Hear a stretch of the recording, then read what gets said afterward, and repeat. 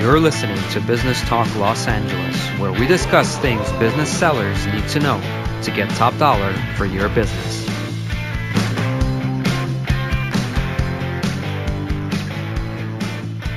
Here with me is Pattie. Pattie is an SBA lender, and she's an M&A lender in the business purchase space. Pattie, would you tell the listeners a little bit about yourself and your experience with small business lending? My name is Pattie Ehsaei, and I'm currently an SVP at First Bank SBA. We're a national M&A lender. I started my career as a lawyer, and I fell into financial services serendipitously in 2001 and have been in financial services since in various capacities, starting at Wells Fargo as a manager in their business banking division, where we provided loans and deposit services to small and mid-sized companies. Then I went into investment banking, where I raised money for private equity funds, and I had my own firm for a while. And I came back to traditional commercial banking in 2012. I was a regional manager at Union Bank in their business banking division, and then transitioned my focus to M&A lending in 2016. I think it's really great that you're here on the show because SBA financing is really important in the M&A space, especially for small businesses. A lot of business owners, when they start their business, they don't use SBA lending. They just start their business from scratch. And I think a lot of them don't understand fully the value that SBA brings to their transaction in selling their business, because when a business has the ability to be financed by SBA, the pool of eligible buyers for it opens up. And so Absolutely. Because of that, there's a much greater demand for their business, and so that could drive the price of their business up. So could you tell us a little bit from your perspective, what kind of businesses does the SBA want to finance? What are they looking for? Well, the SBA program as a background is a program through the federal government where the federal government guarantees 75% of the loan. So what that allows lenders like us to do is to take a little bit more risk when we're underwriting these deals. And by doing that, we're providing financing and loan structures that would not necessarily be available through traditional lending channels, which in turn boosts the economy. Since the SBA program was created to fund small to mid-sized businesses, the business can't have tangible net worth of over $15 million, and the average net income in the last 2 years can't exceed $5 million. So that's just a rule of thumb to think about.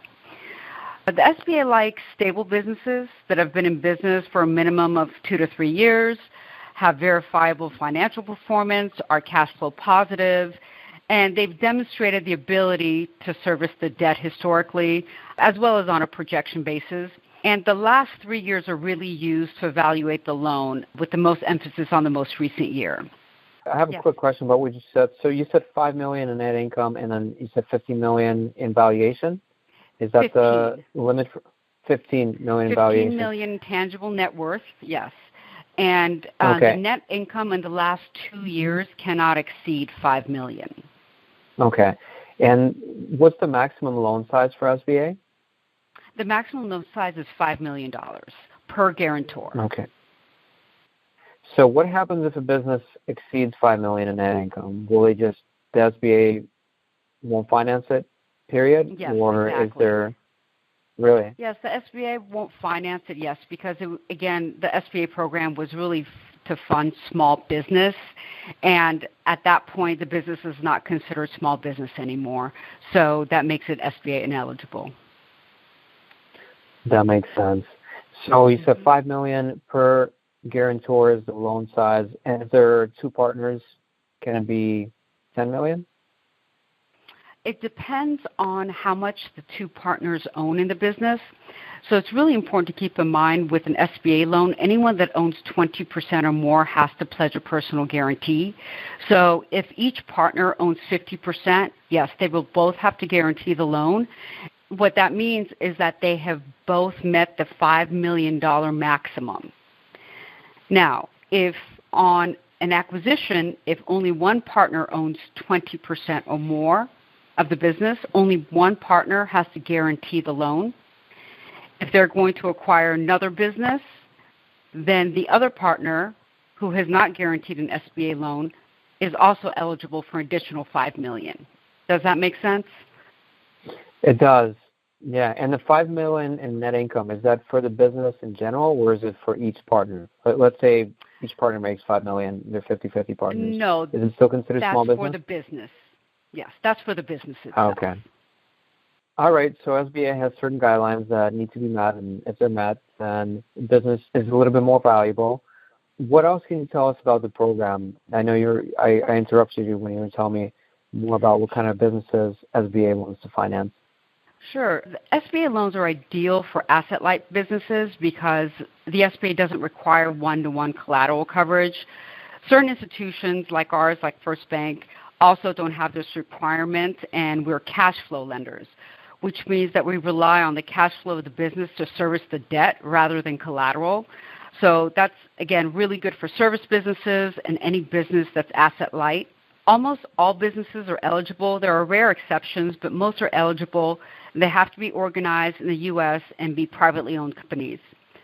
And one thing to always keep in mind with the SBA is that the SBA requires that the buyer acquire 100% of the business, and the seller has to exit within a year and cannot remain in a management capacity in the business.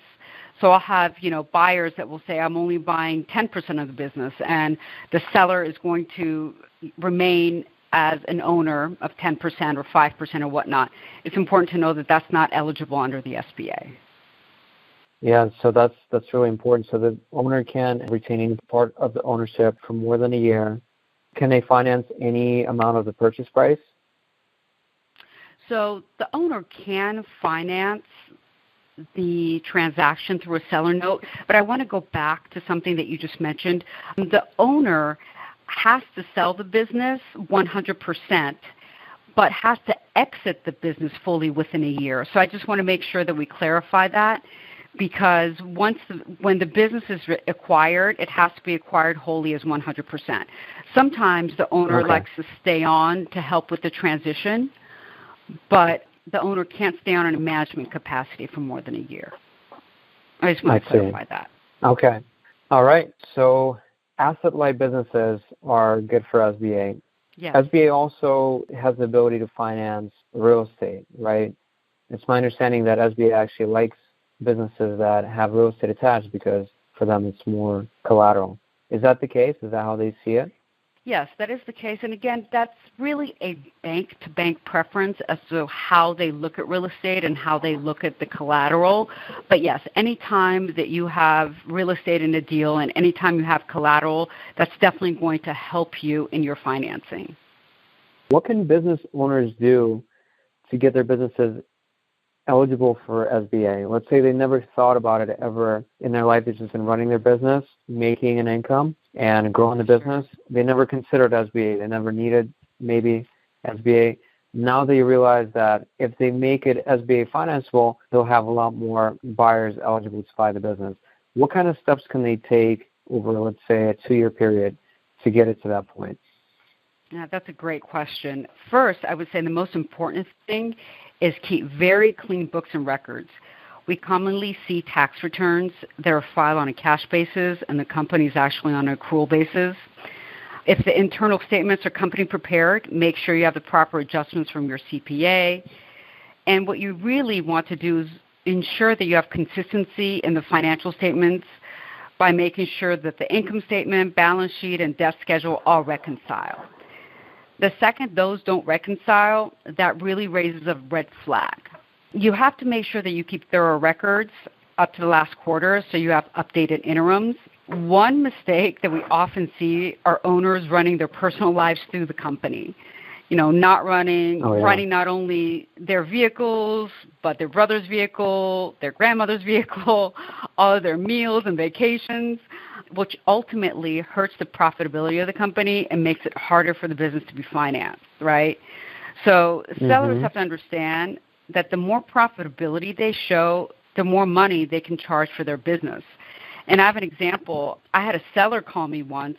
He was trying to sell his business that we were trying to finance, and he said, well, Pattie, you know that my tax returns were drafted not to make my business sellable, but to reduce my tax burden. I said, well, I understand what you're saying, but I can't change those numbers. I can't go to my credit administrator and tell them that and for them to accept that as a reason why your business is not as profitable as it needs to be. So that's something that we should really keep in mind, is that you need to show profitability in order for your business to be able to be financed. A good management team is really important because a good management team can potentially move with a new owner. And it's important because it will show continuity of success of the business because the management team is already familiar with the business, knows how to run it, and knows how to keep it a success. I would say also investing in infrastructure and technology so you have good systems which are able to provide access to records and the performance of the business.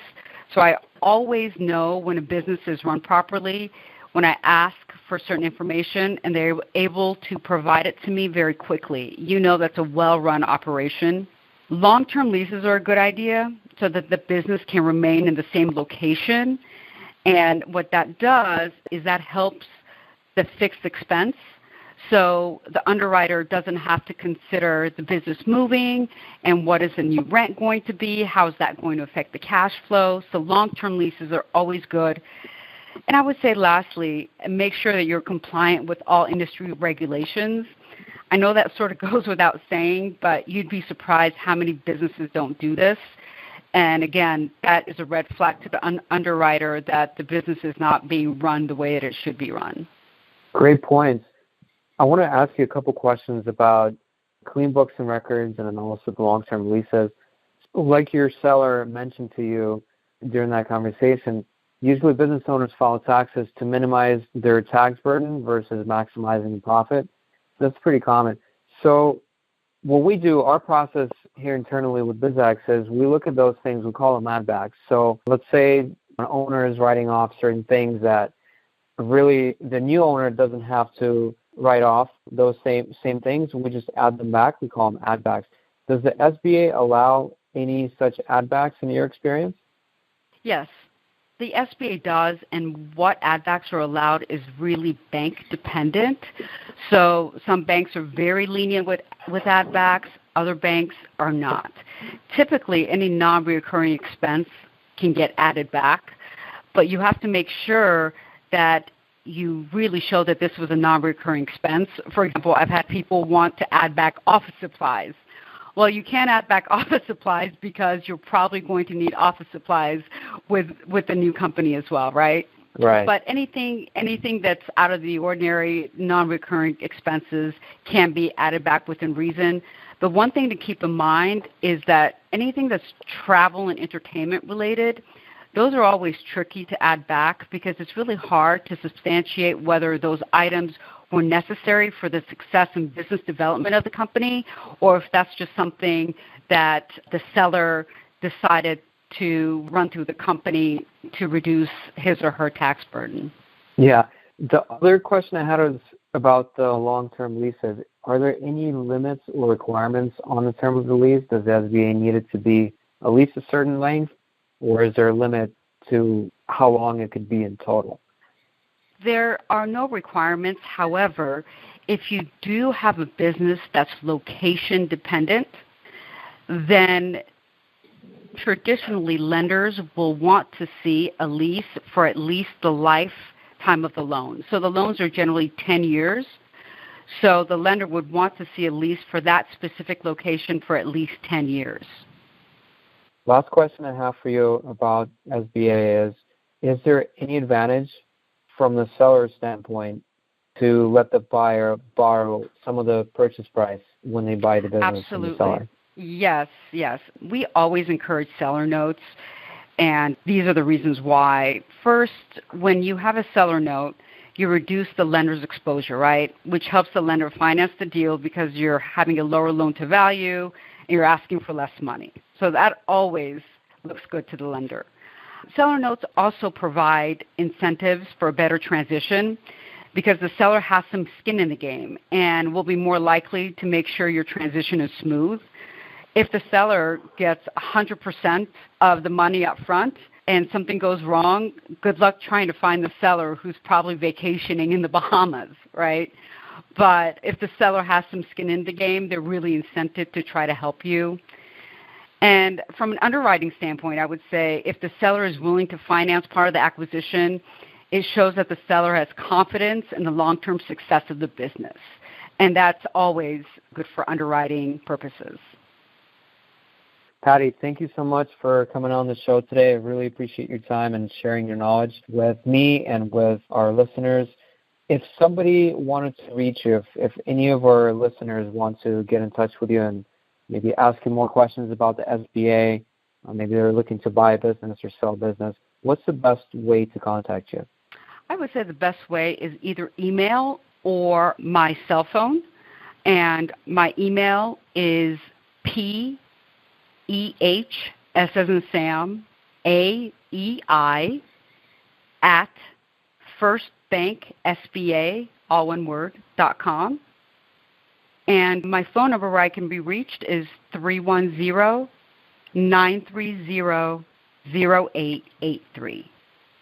Thanks, Pattie. I'm sure people are going to find this very useful. It answers actually a lot of questions I had.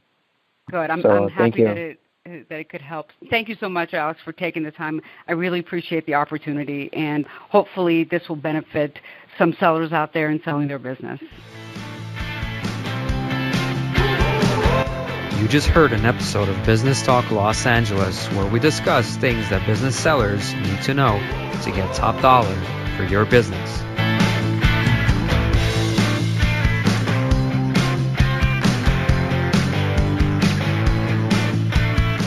If you want more resources and information about selling your business, visit alexestrin.com.